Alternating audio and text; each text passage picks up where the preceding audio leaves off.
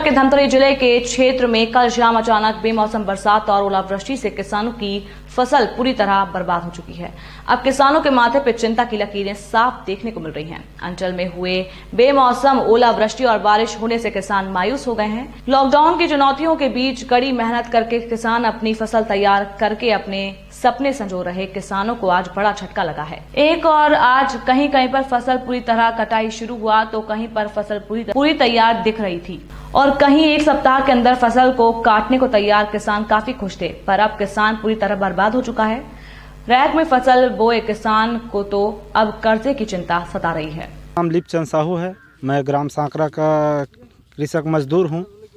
मैं भी अपने खेत में 2.5 एकड़ में फसल लगाया था और यहाँ हमारे ग्राम सांकरा में लगभग 200 एकड़ ज़मीन में धान फसल लगाया गया था और कल रात की ओलावृष्टि ने पूरे फसल को ही चौपट कर दिया है। और जो किसान अपने 1 एकड़ में 40 से 45 बोरा धान लूता था, वह आज 5 कट्टा लूने के लिए मुश्किल में है, क्योंकि जो धान लुएगा उससे ज़्यादा तो मजदूरी में चला जाएगा।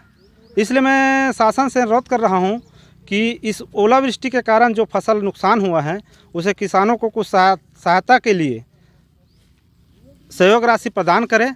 और इससे पहले जो चना में जो नुकसान हुआ है उससे किसान नाखुश थे, उसके बाद चलो धान का फसल अच्छा है ये सोचकर थोड़ा सा खुशी जाहिर कर रहे थे।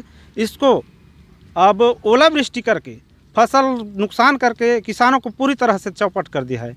इसी कारण किसान को आत्महत्या करना पड़ता है कि यहाँ पे फसल लगाए हैं, फसल नहीं होगा तो मजदूरी भुगतान, खातू कचरा का जो लेन देन है, दवाई का लगाई है, वो कहाँ से वसूली कर पाएगा। इसलिए किसान आत्महत्या करने पे मजबूर हो जाता है।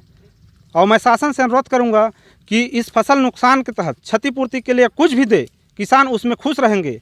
आप शासन से निवेदन है कि किसान को खुश करने के लिए कुछ न कुछ देने की कृपा करेंगे, क्योंकि यहाँ पे जो फसल है सांकरा में पूरा जो भी फसल लगा हुआ था धान का वह पूरी तरह ही बर्बाद। राम साहू है, ग्राम पंचायत मोहड़ा में रहता हूँ, जो कि रेक से मैं 15 एकड़ खेत में बोया हूँ।